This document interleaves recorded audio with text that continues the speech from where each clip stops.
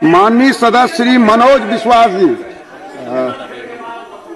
आपके पास में 4 मिनट का वक्त है। माननीय उपाध्यक्ष महोदय,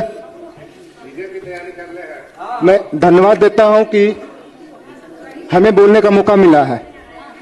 मैं धन्यवाद देता हूं फॉरबिसन विधानसभा के तमाम जनता मालिकों का और कार्यकर्ताओं का, जिसके बदौलत हमारे जैसे आम आदमी आज विधानसभा में पहुंचे, उनको धन्यवाद देता हूं। धन्यवाद देता हूं हमारे राष्ट्रीय अध्यक्ष मल्लिकार्जुन खड़गे साहब का, हमारे नेता राहुल गांधी जी और हमारे नेता राजेश राम जी को, और धन्यवाद देते हैं हमारे माता पिता के, जिसके बदौलत हम यहाँ पे पहुंचे, उनकी परवरिश की वजह से उनको भी प्रणाम करता हूं। सर, हम उस एरिया से आते हैं जो विश्व विख्यात फनीसर नाथ रेणु की धरती, ऐतिहासिक धरती रही है। हम उस एरिया से आते हैं जहां पे दुर्जनी जी का कवि रहा, और हमारे बीच सर उस एरिया से आते हैं जहां से रामलाल सेन जी का कवि हुआ करते थे। हम लोग संघर्ष की जननी से आते हैं, मगर हम जिस एरिया से आते हैं, हमारे आज जिस विषय पे बोलने का मौका मिला है, आज सीमांचल का हम लोग फॉरबिसन विधानसभा से आते हैं। इस चुनाव में सर ऐसा कई गांव हम लोग घूमे।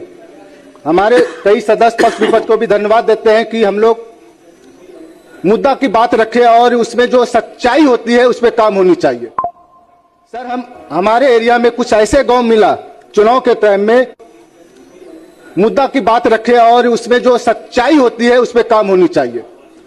सर, हमारे एरिया में कुछ ऐसे गांव मिला चुनाव के टाइम में कि अभी भी मोटरसाइकिल नहीं जा सकती है इस पे एकदम, और वहां पे सर शिक्षा के नाम पे शून्य है। हमारे क्षेत्र में अभी भी सर सबसे ज्यादा गरीबी जिला अगर कोई है तो अररिया जिला है। हम जिस जिला से आते हैं, अभी भी कुपोषण का अगर सबसे ज्यादा शिकार है तो अररिया जिला शिकार है उसमें। जानते सर उसके पीछे एक रीजन क्या है?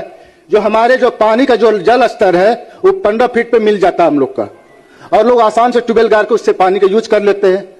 और आप आईजीएमएस देख लीजिए, पटना के किसी भी हॉस्पिटल में देखिएगा, सबसे ज्यादा अगर बीमार लोग मिलेगा तो हमारे अररिया जिला का लोग मिलते हैं। बहुत अच्छा स्कीम था, मुख्यमंत्री का अच्छा प्रोजेक्ट था, हम लोग धन्यवाद देते हैं उस पर जनरल योजना का, मगर सर उसका 10% भी सुचारू रूप से चालू नहीं है।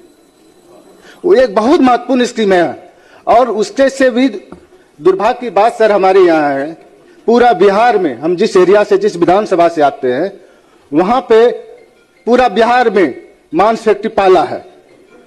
पाला मांस फैक्ट्री फॉरबिसन में है, जो 10 साल पूर्व में खुला था, एक था, आज वहां पे लगभग 3 मांस फैक्ट्री खुल गया है। आप यहाँ पे सारे मंत्री जी हैं, आप लोग वहां सर्वे करवा लीजिए, वहां 10 किलोमीटर के रेडियस में तरह तरह की बीमारी सर उत्पन्न हो रहा है। जो ट्यूबवेल का जो पानी निकल रहा है वो बदबू निकल रहा है, उसे कई तरह चर्म रोग, और वहां के जो बच्चा भी पैदा हो रहा है वो विकलांग पैदा हो रहा है। अब पता कर लीजिए सर, हम सदन में बोल रहे हैं, एकदम 100% सही है। और सर हम 16 साल से जनप्रतिनिधि पंचायत स्तर पर रहे हैं, मुखिया रहे हैं, पैक्स का चेयरमैन रहे हैं, आज विधानसभा आए हैं, और ये सच्चाई है सर। और उस पर आज तक कई बार, यानी कि आप लोग भी उस एरिया में, अगर कई प्रभारी मंत्री हमारे यहाँ से गए हुए थे, कई बार वहां मुद्दा रखा गया था, मगर आज तक उस पर कोई कानून कार्रवाई नहीं हुई। और 10 किलोमीटर के रेडियस में सर किसी के यहाँ कोई लड़का लड़की का शादी नहीं करने के लिए जा रहे हैं।